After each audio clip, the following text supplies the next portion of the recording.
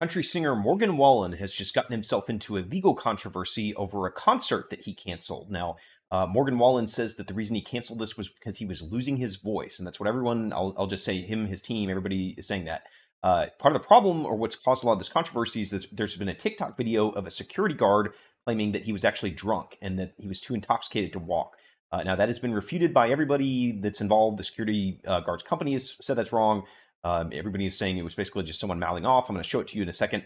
But that is what the controversy is about. And he had a lawsuit filed against him, a class action lawsuit in Mississippi that actually got dismissed very shortly after it was filed, trying to sue him over this cancellation. So I'm going to walk you through that and walk you through what all this is about and why people are so sort of up in arms about this.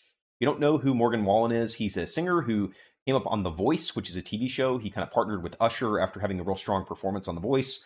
And then his big moment of success came when he grew out a mullet. And I'm not joking about that. That's what at least Wikipedia claims is sort of the pivotal moment in his career is the mullet, which you can see. You can't really tell if that's full mullet over there with the hat or not. But for at least a bit, he had, he was business in the front and party in the back.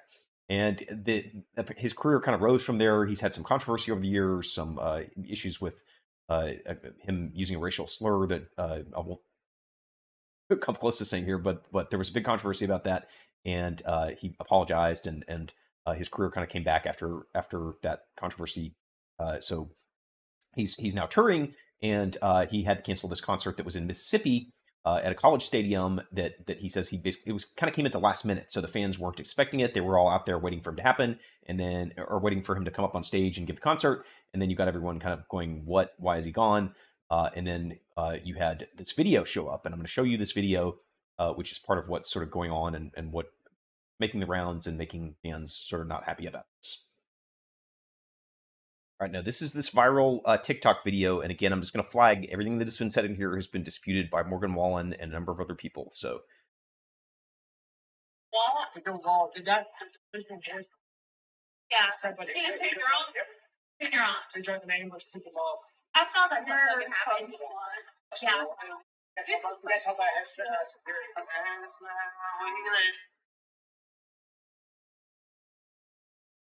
So that is just what that one guy is saying, and whether it's true or not, the fact of him saying it has made a lot of people sort of not happy, right? Because they're hearing this, they're thinking maybe it is true, and that maybe this was basically they showed up for a concert and then had to leave because the singer was, had just sort of played around and decided to cancel on them, which sometimes happens. But the only thing that I've really seen that suggests that is this one security guard. Is he telling the truth or not? I don't know. But again, just to be clear, everybody connected with this is saying that that is not the truth.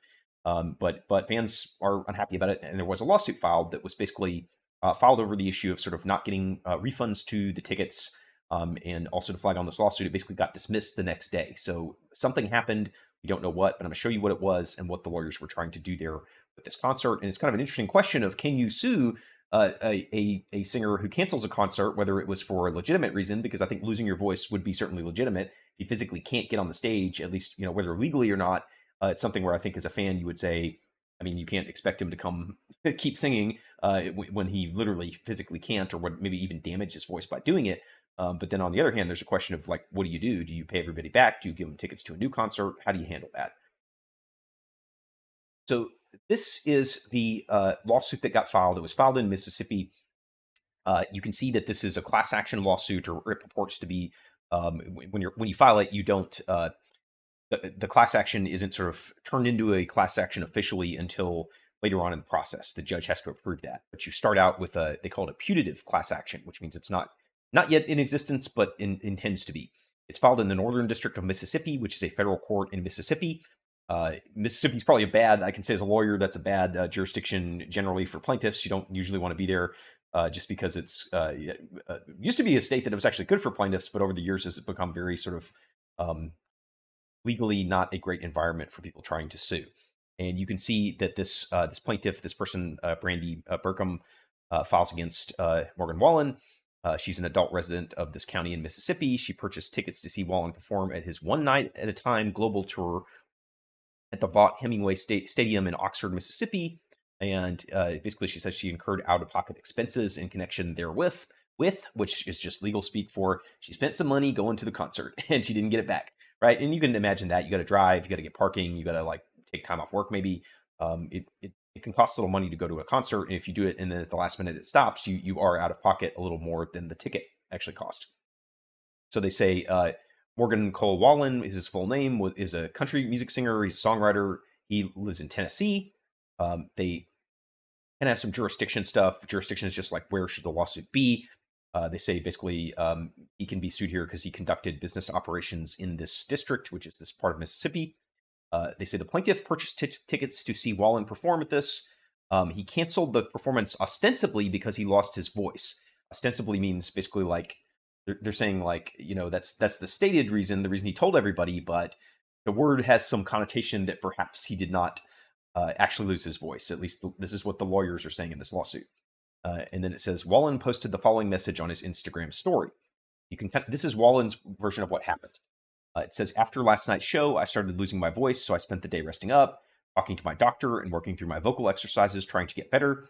I really thought I'd be able to take the stage, and it kills me to deliver this so close to showtime, but my voice is shot, and I am unable to sing. All tickets will be refunded at point of purchase. I am so sorry. I promise you guys, I tried everything I could. So basically, Wallen's saying that he's doing another concert, and as you're touring in one of these things, it isn't that surprising that a singer would lose their voice. It's happened before to other people. And so he's saying just like, I thought I could get over it, but I couldn't. I tried. And, basically he waited a little too long kind of in his version of events.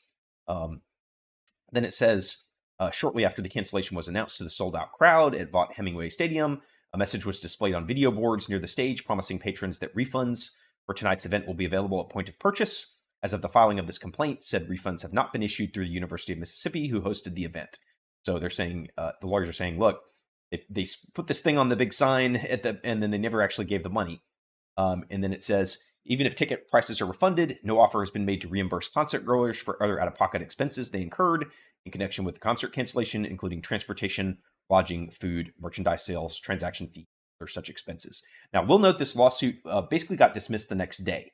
So what does that mean? I don't know, because the reason it's hard to tell is the lawsuit was dismissed without prejudice. So there are two ways that you could dismiss a lawsuit. One is with prejudice, which means you can never bring it up again, your own personal claim. You have like settled or something's happened, and you are dismissing the claim with no ability to ever raise it again.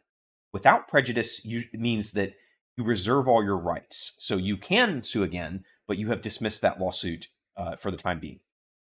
And it basically just doesn't affect anything. You can, as long as you're within the statute of limitations period, you can still file your lawsuit. I kind of suspect what may have happened here is that this plaintiff may have decided, basically, I don't want to sue him anymore. She may have actually gotten a refund, so I don't know if people are getting their refunds now. He did say he wants to do it. The lawyers kind of filed this like right away. So what may have happened is that she actually got the money back, or she maybe thought he was, if everyone was hearing this rumor that it was about alcohol use or whatever, she may have decided, oh, maybe it wasn't because of that, and so I'm not going to keep going with this lawsuit. And this may be a real fan, and honestly probably is a real fan, because she may have been mad the night before and then decided, oh, I'm not mad anymore. It's hard to tell. You don't really know because the dismissal doesn't say.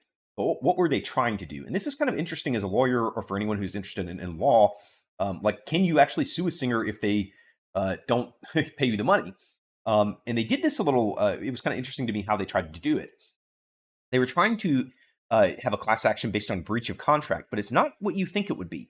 You would probably think it was a contract between like you as the person going to the concert and, the concert company or Morgan Wallen, right? When you buy one of those things, you're agreeing to a contract. But they didn't sue under that one. They sued under his contract with the University of Mississippi. So they basically said, I want to sue for this class. We want to sue not for you breaching a contract with us, but for you breaching a contract with the university to go play at their stadium. And they did this, or were trying to do this, with something called a third-party beneficiary theory. So with a contract, you don't always have to be a party to the contract, which means someone who signs it. A party is just the people who sign the contract and agree to something. A third party is someone who is not someone who signs the contract. They're just someone else. And a third-party beneficiary is someone who was intended to be benefited by the contract to such an extent that they are allowed to go sue to enforce that contract. And that can actually happen. Mississippi law, I'll show you that in a second, is pretty strict on it. And then they also were suing under negligence. Negligence is a theory that someone sort of didn't use like the amount of care or care that they should have in doing something. So if you're negligent, just sort of what the word means is basically like I was just sort of careless, and they're saying he didn't use reasonable care for like the financial interests of the people who are coming to this concert because by like it doesn't really get into too much detail as to why, but I guess by like waiting too long or whatever he did, they're not really like explaining that much. But they say that there's mental anguish from this, and that they should get paid for the stuff in their uh, expenses that they had going to the concert. So, what is this third party beneficiary thing? I want to just show you that real quick.